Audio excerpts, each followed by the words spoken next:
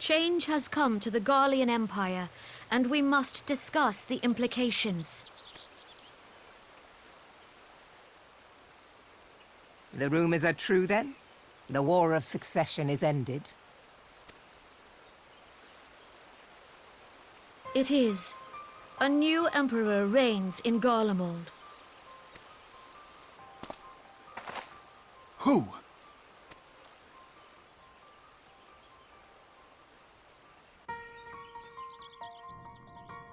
The birth and all too rapid expansion of the Garlean Empire is commonly attributed to the strategic brilliance of Solus Zosgalvis, yet he did not rule alone.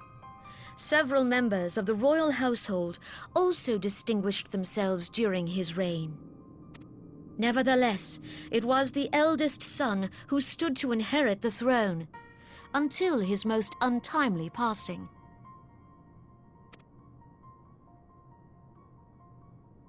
I thought us fortunate when I learned that the Emperor had died without naming a successor.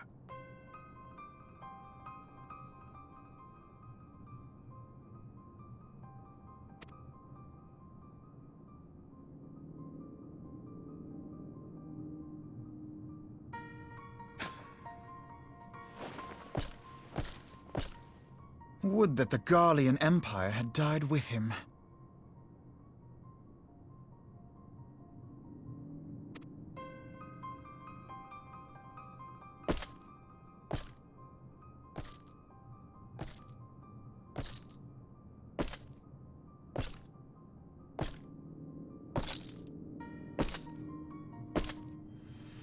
'Twas the grandson and his uncle who had the strongest claims, was it not?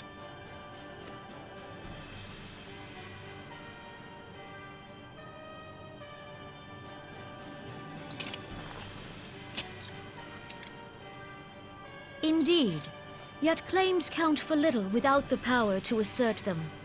High Legatus Varus Ye Galvus is a respected military leader. Not so his uncle.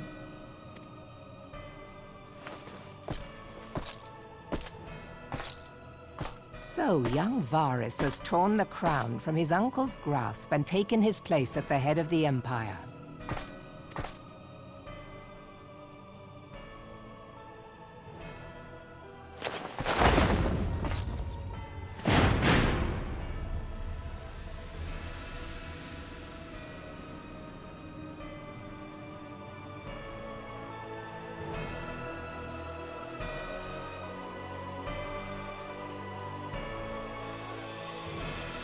Given the troubled nature of his succession, the new emperor will require time to seal his grip on power. Yet have no doubt but that he shall, for there are none left with strength enough to oppose him. Since the success of Operation Archon, the remnants of the 14th Legion and the forces occupying Alamigo have done naught but fortify their positions. But you can be sure they'll be ready to march on us again, if their Emperor gives the word. When, not if. They say this Varus was so set upon Eorzean annexation that he spoke out against the Meteor Project. Plainly, the new emperor's intentions are of great concern to us all.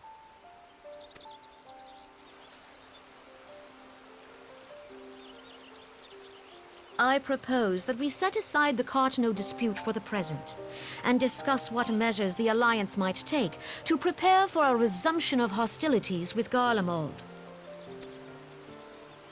Moreover, I move that we re-examine the question of how our former allies in Ishgard might be persuaded to retake their place at our side. Could Eorzea but stand as one, 'twould deal a grave blow to our enemies' ambitions.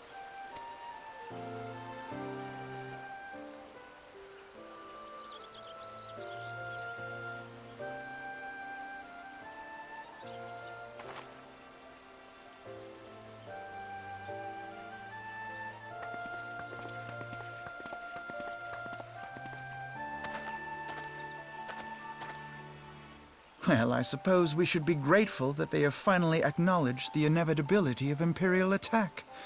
Who knows? They may even do something about it. If only the leaders of Ishgard would follow their example and stop hiding behind their gates, praying for the coming storm to pass them by. But that is a discussion for another time. At present, I am more concerned by the fact that the Alliance's mooted preparations will be made known to the Garleans many moons before their coming. So long as the Ivy eludes our grasp, no secret is safe.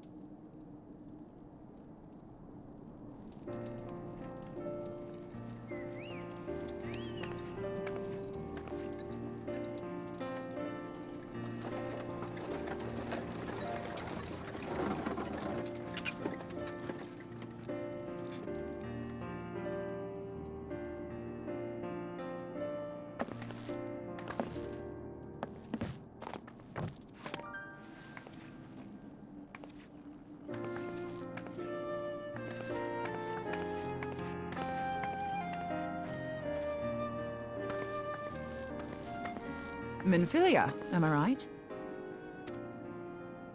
None other. I bid you welcome to Revenant's Toll, and thank you for traveling so far on such short notice. As if I could ever say no to Urianger.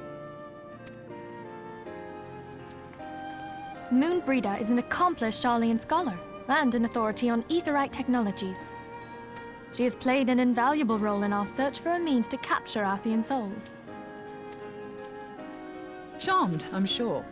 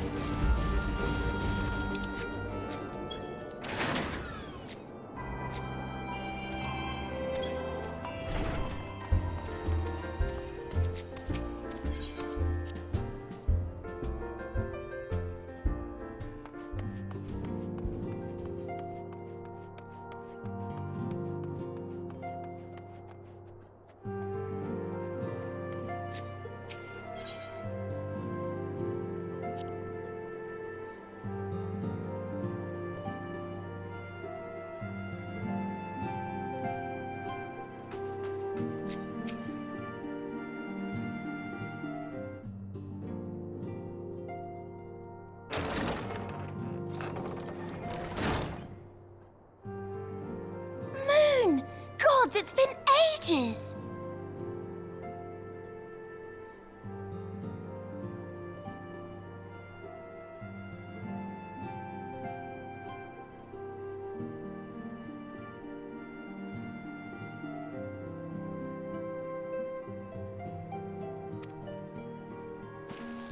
Oh, longer, sister!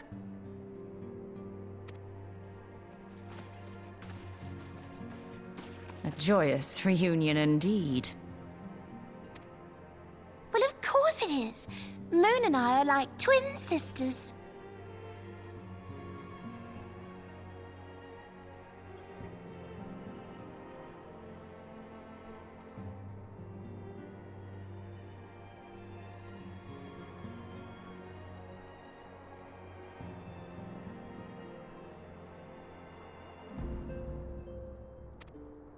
Save in appearance and aptitude.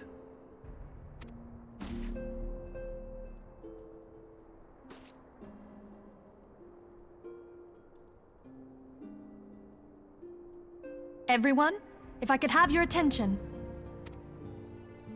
We have with us an esteemed guest who has come from Sharlayan to assist us.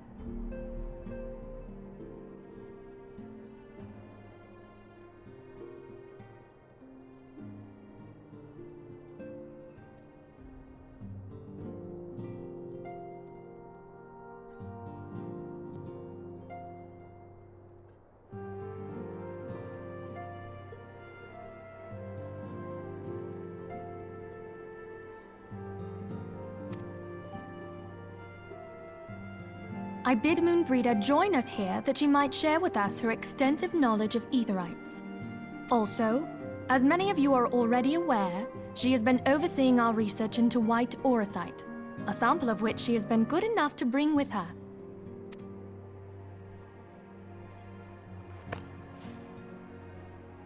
Well, I had to come, didn't I? You'd have to be bloody daft to turn your nose up at a chance like this. Where better to conduct my final tests than a land so steeped in ether you can taste it?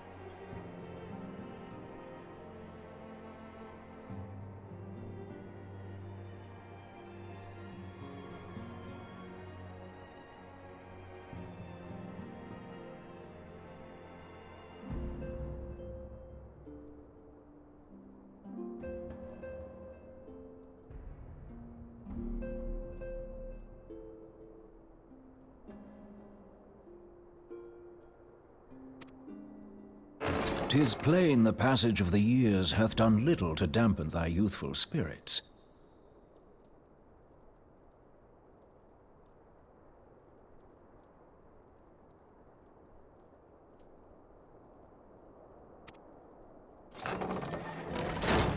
And nothing at all to reform thy youthful manner.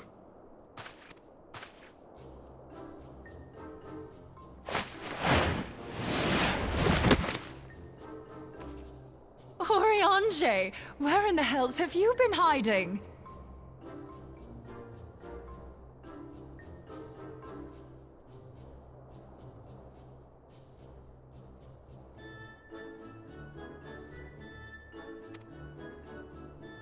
Unhand me.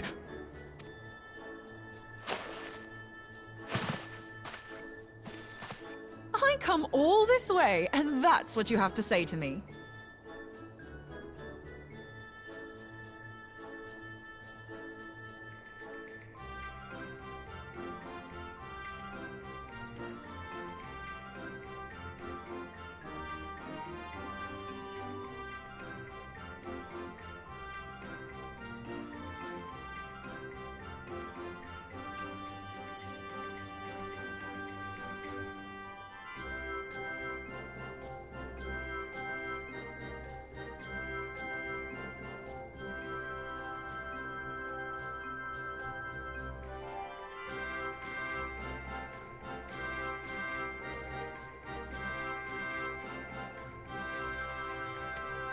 I much preferred when you were pleading with me to drop everything and hurry to your side. What was it you said? None save thee can satisfy this need.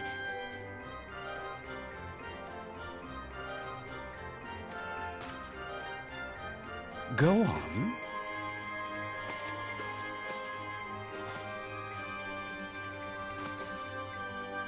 Thine artless attempts to misrepresent mine all too innocent motives do thee little credit. Mine intent, as well thou knowest, was but to impress upon thee the gravity of the circumstance, lest thou doubt You still haven't found it, then? Your missing aetherite?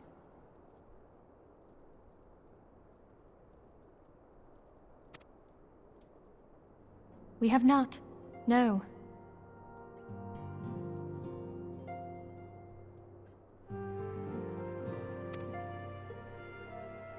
We know that Iceheart teleported to an aetherite not far from the first. Yet even after careful analysis, we could not locate the second beacon. We now suspect that the heretics destroyed the second aetherite to impede our pursuit.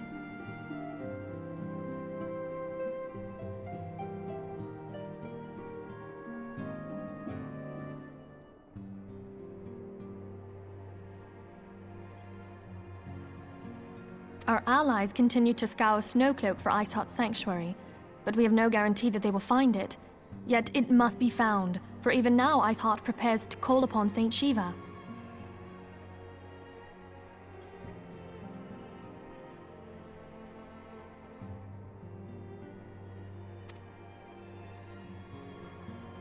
I'm sorry, but if the aetherite's been destroyed, then that's that. Although, you're absolutely sure she used the first aetherite, are you? She didn't just use teleportation magics? One of our own bore witness to her escape. I can say with absolute certainty that Iceheart used the aetherite.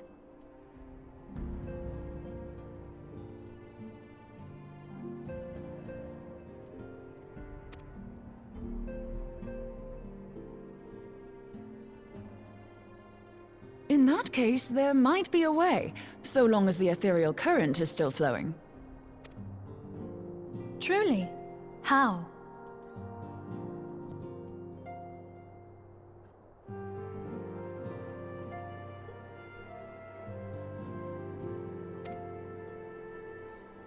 We use the current to recreate the beacon. As you know, aetherites are a bit like lighthouses. We use them to reconstitute our physical forms when crossing the ethereal sea. Without them, we'd lose all sense of direction and our essence would dissipate. However, we don't rely solely on these beacons. There are currents of ether which flow between them, currents which help guide us to our destination. Now, these currents will gradually dwindle away to nothing if an aetheryte is destroyed. But if even a sluggish flow remains, we could theoretically use it to direct a surge of concentrated ether towards the void left by the beacon, and thereby fill it up again. Like opening the floodgates to fill a dry riverbed. Though, correct me if I'm wrong, but would we not need a veritable reservoir of ether? In concert, we might manage to channel a sufficient volume, yet that is not my chief concern. To direct the flow of so great a volume of ether with the requisite precision would be a nigh impossible task in itself. I barely succeeded in facilitating travel to an unattuned beacon. That which you describe sounds considerably more difficult.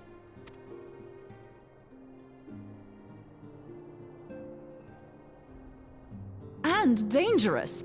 Every person who has attempted to teleport in this fashion has died in the process. They, however, did not have white aura sight at their disposal. I can use it to channel all the ether you can give me into the aetheryte. However, white aura sight cannot retain ether for an extended period of time, so we would need to infuse it immediately beforehand. Just so you know, I'd confidently give this plan better than even odds of success. And if the worst comes to worst, your people won't suffer. Though it risked the lives of our best and brightest, we have not the time to seek other options. If the ethereal current still flows, we shall carry out Moonbreeder's plan.